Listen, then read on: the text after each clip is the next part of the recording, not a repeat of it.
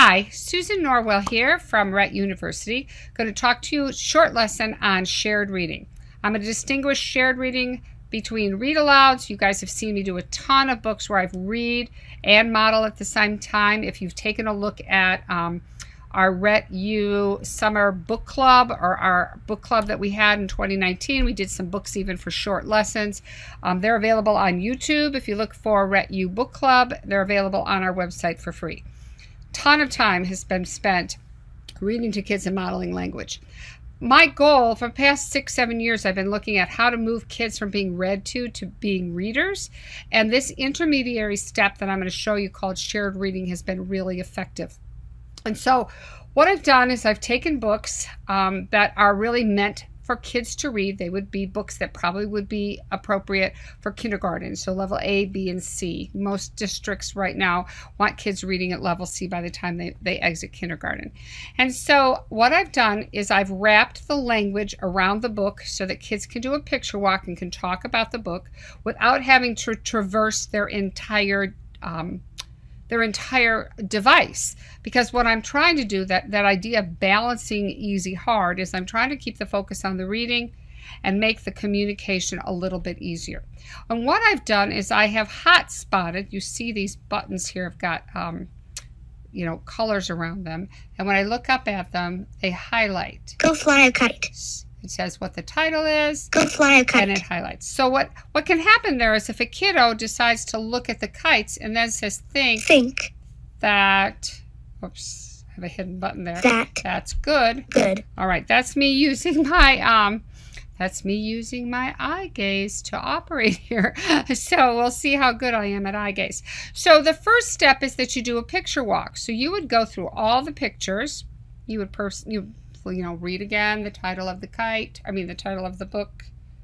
Get my eyes away from there so it'll stop. And whoops, go up to the title. Oh man, I'm really crummy at this, aren't I? So, come on, undo yourself. That's going to be stuck. There we go. What are some different kinds of kites? So if I look at that, I'm able to have it read. And they would be able to talk about it down here. They could say, oh man, some of those kites, I think, look kind of scary. Scary. I do not see a kite. They fly. Kites fly. They're fun. Lots of things that they could talk about. And the purpose here is, what are the different kinds of kites? What are some different kinds of kites? There we go. So the next page gives us a chance, since my computer isn't, there we go, to take a look at some of the words that are going to be in the story. So they can just be tooling around looking, and they can maybe hit some words. And again, in the beginning, I'm not going to be like, oh, please don't say find kite, find fly. In the beginning, it's just like, we got to pay attention to words, because that's what reading is all about. And if they don't look at one, I'll look at one for them, and I'll click on it, whoops, fly, and I'll make it speak while I click on it. So it's just really important for them to kind of get the idea that a word is a word and there are letters in words. And then we can talk about, different kites. Dragon. We see a dragon and butterfly, and I say, oh, listen to butterfly. There's 3 claps. Butterfly. 3 syllables. That's why that word is so darn long. Butterfly. Well, let's look at shark. It's so much shorter. Just 1 clap. Shark.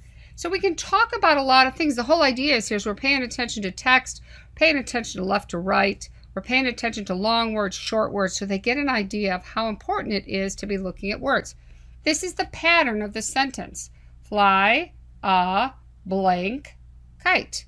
All right? My things are a little off center because I moved this book from my I-15 or my I-13 to my I-16, so it's a little bit off center. So now we're just going to do a picture walk. They look at that fish. Oh, and I say, that's fun. They could talk about it. They can look up at the colorful one that's up at the top, which is really cool.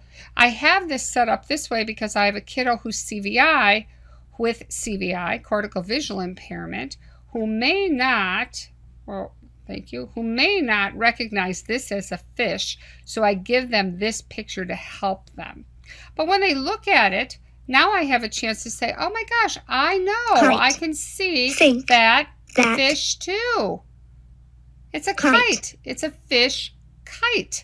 So it highlights, the pictures highlight, and we can go through and we can talk first about every single picture. Let me get my notices off here. Every single picture. All right, we can talk about every single picture that is in the book. We don't pay any attention to this text. We're not going to do that yet. So I add some movies into my books sometimes with music, just in case I need something to keep them a little bit interested and pulled in, but also because I like that. It's fun. So here we have another picture. This is a picture of a plane. They can look at the plane. They can think that that's bad. It's not that interesting. It can fly. But, you know, I do not think I like it so much. So I'm actually pretty impressed with my eye gaze right this minute. So we go through all the pictures.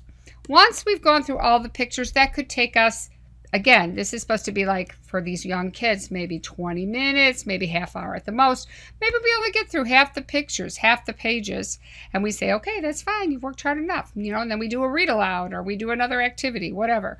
But then we come back the next day and we do the second half of the read aloud. But then when that's all done, we really concentrate on reading the words. And now it's, oh, yeah. We start on the left side and then we go to the right side. Look at you reading those words. And I might read one page and go, you know, fly a plane kite. Oh, I am remembering that the last picture we saw was a plane. So I'm thinking fly a, plane kite. Now, I can make each box separate as they get a little bit better on this tracking, but I'm telling you right now, I'm looking for left to right. Invariably, the kids hit the right side first. It's easy. It's hard to cross midline. And so we work on just getting over there. Sometimes I will make the box on the left colored so they can see the pink. Now when I don't look at it, you don't really see the pink. Oh dear. No, don't put it asleep, Susan. I hate when I do that by accident. All right, there we go.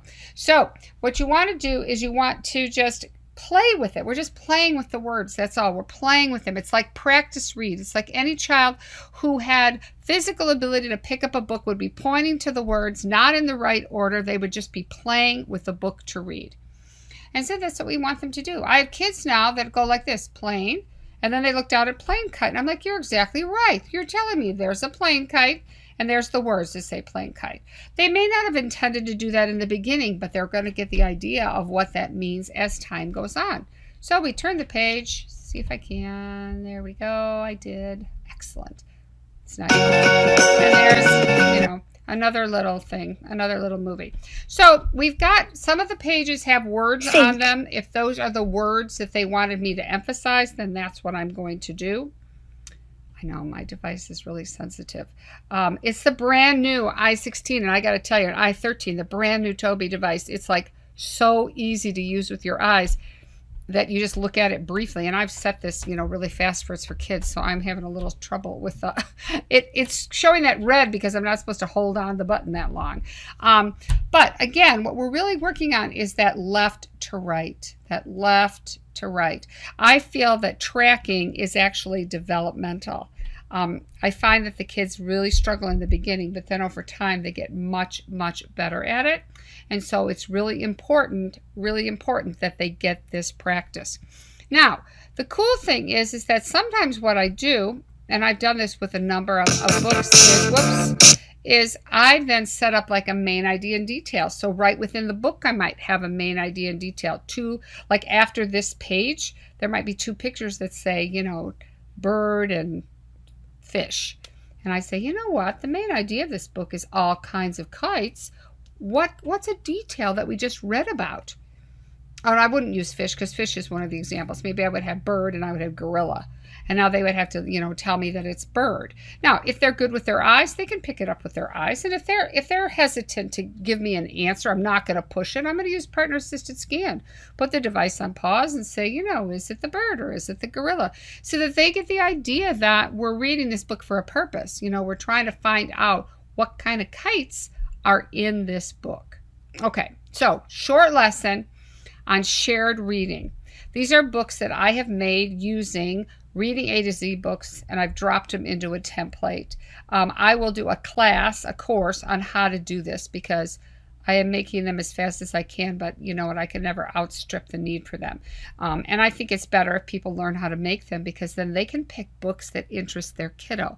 I don't pick books that I want them to read necessarily.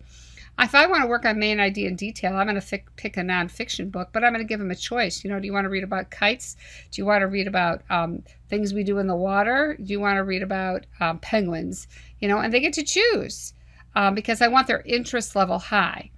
But understand that this is just the very beginning step because by the time you get to a level D book, there's too much text in a level D book. It's scary. There's too much text that I cannot fit it all on the page.